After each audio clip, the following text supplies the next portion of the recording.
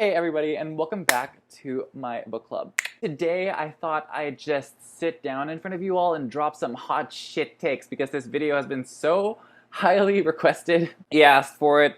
Here I am.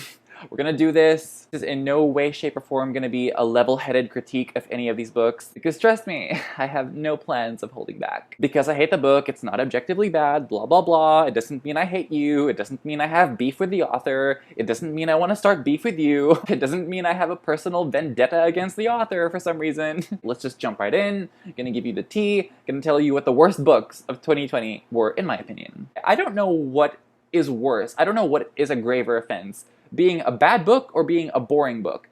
Because there are some books that are higher up on the list that are more, like, in my opinion, objectively bad than the ones that are lower on the list, because I think that if I feel like I wasted my time, I will dislike you more. Comment down below what you think, because I'm genuinely curious. Are you more upset if a book is boring, or are you more upset if a book is, like, objectively bad, but you weren't bored reading it? The first book I'm going to talk about is a book that I wanted to love so much. So that book is Clown in a Cornfield by Adam Caesar, and this is one that I wanted to like so much, but just didn't do it for me, I guess. This is a horror/thriller book that I read for Summerween, and as such I actually have a reading vlog of this out, link in description, over here, click that.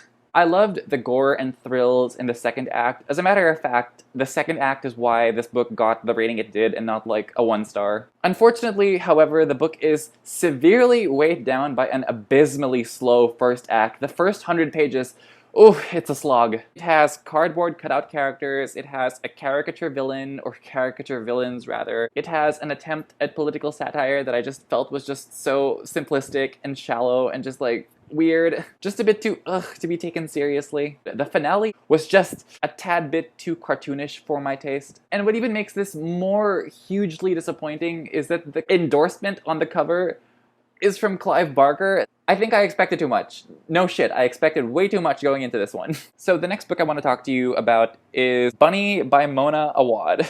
This is simultaneously the most frustrating yet riveting books I have ever read. Like, this is probably the one on this list that had the most potential. I feel like this book should have been either a short story or a novella. I gave this book 3 stars at first, but had it gone any longer than 300 pages, it would have been fucking 1 star. And just like the other book, if you want my full in-depth opinion of this, I honestly forgot that I did this, but I actually have a full video out, which I haven't privated yet, so here it is, link in description also. So many people would call this book metaphorical, but in reality, in my opinion, metaphor should be hidden in the subtext. With that being said, every single thing that happens in this book is presented and written like a literal sequence of events. I felt like it was trying so hard to be too many things at the same time. A commentary on academia, a commentary on society, a commentary on the world.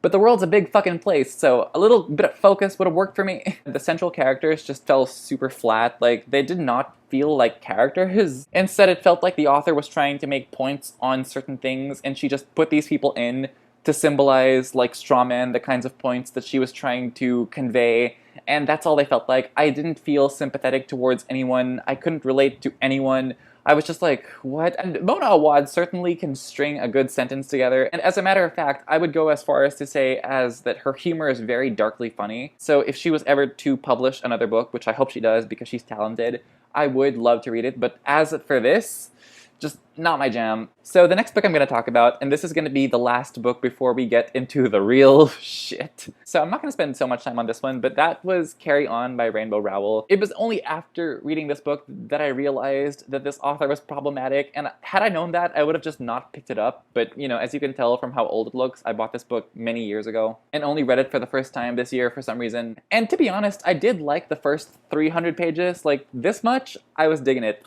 But this much was just overkill. It was sold to me as this gay version of a certain book series about a wizard with an author whose name shall not be named on this channel. And I get that this is probably an unpopular opinion, but this author, the writing was just so basic. After 500 pages, I didn't feel like I got anything out of this. It has one of the things I hate the most in books, and that is multiple POVs. And there's more than one person that I have to read from. I have to really like these fucking people, and the only person I remotely kind of cared about was the main guy, Simon. That didn't help the giant amount of other people that I didn't give a fuck about that I had to read from. I just thought about this now. When I read a romance book, I don't want multiple POVs. I don't want to read from the point of view of the person that I'm meant to be falling in love with, because the thrill of reading a romance book, and I don't like romance books, but the few I did like, the thrill of reading those books was the mystery of the subjective perception of this other person that you're just like, you know, supposed to be infatuated by. But when you read from their point of view, it kind of like takes that away. Like you can like instantly see their imperfections. I want to learn about the imperfections. Like I want it to be thrilling in that aspect. I want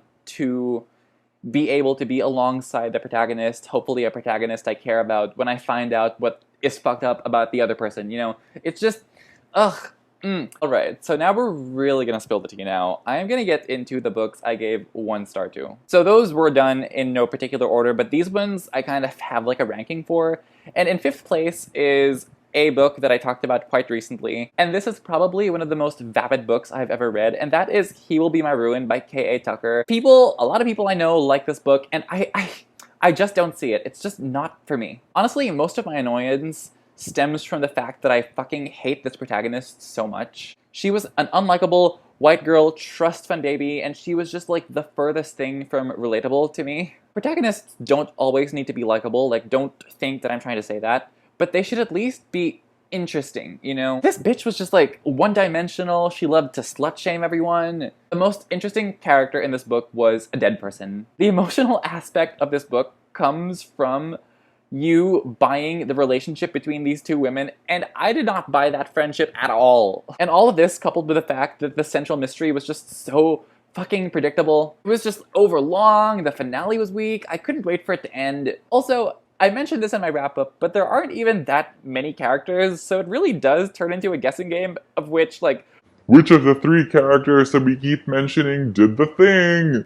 Who did it? And then when they finally mention who did it, it's like, eh. We're just like, yeah, no shit. So in 4th place, the next book I'm gonna talk to you about is one with an author that I have actually already read from. So his name is John Mars, and he wrote this book called Passengers, which I think is going to be on my best of the year list, if not an honorable mention. He wrote this other book this year that I read. I fucking hate this book so much. So if you have not guessed it, that book is What Lies Between Us by, hi, don't zoom in picture. This book was one that infuriated me so much that I actually did an entire rant video that you can watch over here, link down below. But it's centered around 2 of the most infuriating women I have ever read about. It was like reading an over-exaggerated, toxic parody of femininity. Both characters were toxic parodies of women that we see in Lifetime movies. Like, it didn't make sense. Like, I was like, when does this happen? And in the end, the huge message is unchecked childhood trauma will result in a traumatized person and / adult. Like, you don't say! Okay, I said this book had 2 female characters. It was so blatantly obvious that this book was written by a man. The way this book demonizes mental illness in a way to honestly titillate the audience is disgusting. With all that being said, both these characters are just like 2 fucking idiots who keep sabotaging themselves and shooting themselves at the foot with every decision they make. And if that wasn't bad, this book is chocked full of so many cliches. You've read this book before. The next book is a book that was objectively better than the previous book in terms of writing, characters, and all that stuff. But the reason I have it so low is because this book is apparently a thriller. I say apparently very generously because this is one of the most boring books I have ever read, and that is The Nesting by C.J. Cook. Oh my goodness. In my wrap-up, I said that this book thrilled me to sleep, and I stand by that statement. The premise alone requires so much suspension of disbelief. It's like, not even, what? I guess I can get the appeal. It's very Henry James, it's very gothic. I've seen it compared to The Haunting of Bly Manor. This book doesn't even deserve to be mentioned in the same sentence as that show. And honestly, I had no clue why the protagonist was even in this story. Because literally all she does is discover things about the central mystery, about a family that she has, like, no ties to. Like, there were other side characters in this book that would have made better protagonists, and it would have made more sense had the story been told from their point of view. This one was like, why? Why is she in this story? Like, she just stumbles upon a mystery that she has no ties to. Every single character she meets in the book, I was like, why isn't this person the protagonist? Like, why aren't we hearing it from this person's perspective? Like, why would you have a book that has like two perspectives, one from this woman, and then one from a person I'm not gonna spoil, but like, the connection between those two is just like non-existent. And it tries so hard to incorporate Norse mythology into the plot. And there's also like an environmental message that I was like, okay, why is this in here? So much atmosphere, so little answers, snooze, snores, and just like boring. Alright, if you thought that was bad, just wait till you hear this. The next book I'm going to talk about is a book that had me wanting to tear my fucking hair out, and that is The Chalk Man by C.J. Tudor.